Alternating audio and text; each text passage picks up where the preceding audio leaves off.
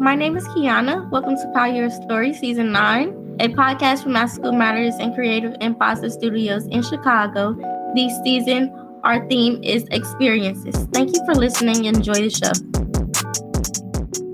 Hi, my name is Joel. Today I'm going to be talking about my experience with coming out as bisexual to my parents, as well as my experience with gender identity. So this happened on January 1st, 2016. I wanted it to be during New Year's because it's supposed to be like New Year, New Me. I sent an email to my dad saying, hey, I'm bisexual, which means I like both men and women. And he was furious when he read that email. Our rooms are like diagonal to each other, so he threw a mouse from his room to my room, and it luckily didn't hit me, but I was so scared. I was grounded for about 3 months. He took my tablet, my laptop, and my Nintendo 3DS. I don't know if you remember this, but there was this like trend on Facebook where everybody would change their like profile to like rainbow filter. Yeah, I did that, and he didn't take too kindly to that. Luckily, my brother, who bought me the 3DS, heard the story, decided to reclaim it, so I got to keep that at least. And then a few months later, after the incident, I was in the car with my mom driving home from therapy, and we had a conversation about my sexuality, and I remember her telling me that she didn't believe me either because I never showed quote unquote signs of being bisexual. I don't really know how to process that or what that meant exactly in the moment. My parents got divorced the same year, ironically. It's completely coincidence, by the way. And as for my gender identity, recently I've come across a term that I think fits me well. It's called demi boy, and it's a gender identity where basically someone who partially but not wholly identifies as a man or otherwise masculine, regardless of the assigned gender at birth. Because while I don't have any like body image issues or body dysmorphia, I don't really want to associate myself with being male or being traditionally masculine.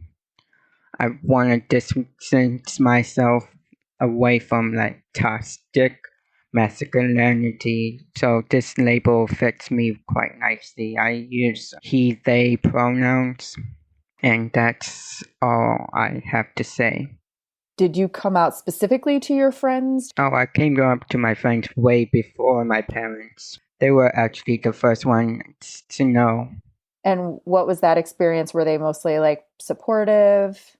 That's basically the reactions. And when your dad had that reaction, how did that make you feel? Like, what was your reaction to his reaction? Nervous, scared. Mm-hmm.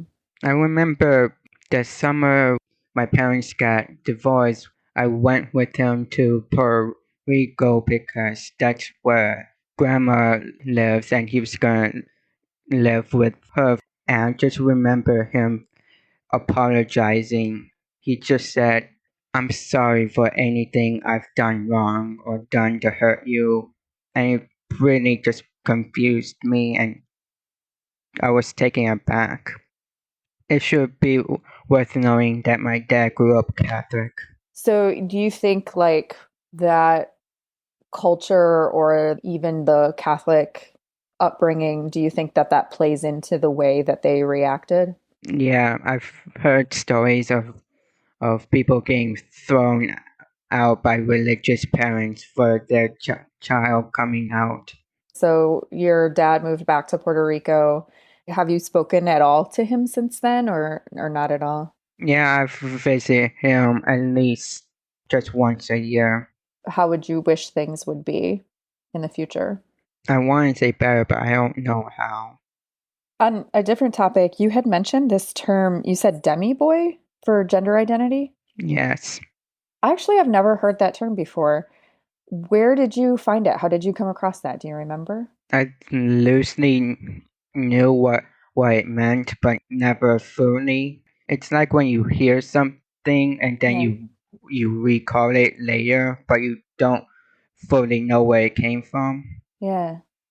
The word non-binary or agender, it mostly relates to the rejection of gender itself and gender identity. And like I said, I have no problem being perceived as male or masculine. I just don't like the social stuff that comes with it, the toxic masculinity, and you have to be a certain way because you're a man. I just don't want to deal with that. I just want to be me. I have no problem being a man.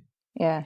What are some examples when you say toxic masculinity? Like, what are some examples of qualities that you feel go in that category that you would not like to identify with? You have to like wear masculine clothing. You can't wear makeup, no nail polish. You always have to be like, tough and don't show emotions.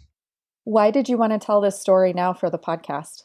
I've always wanted to tell like a personal story on Power Your Story, but I could never figure out a good way to fit it into a theme. That's why I got so excited when I had the chance to interview Chuck. What do you hope somebody listening to this story that they might take away or they might think about from hearing it? The blood of the covenant is thicker than the water of the womb. Basically, the bonds you make by choice are stronger than the ones you have with your family. So even if your family doesn't accept you for who you are, there will always be people who will. Joelle, is there anything else that you want to share as part of this episode or that you want to share with listeners around this topic? If you are a woman or female identifying person, it's okay to have body hair. If you're a man, it's okay to wear makeup. Gender expression is not the same as gender identity. You don't have to pass to anyone except yourself. Power Your Story podcast is produced by Chicago high school students with production support from After School Matters and Creative Imposter Studios. Our theme music is by our very own Gennaro Jackson, aka Professor DJ Sparks. Follow and subscribe, leave a comment, share our show with family and friends. Thank you for listening and peace out.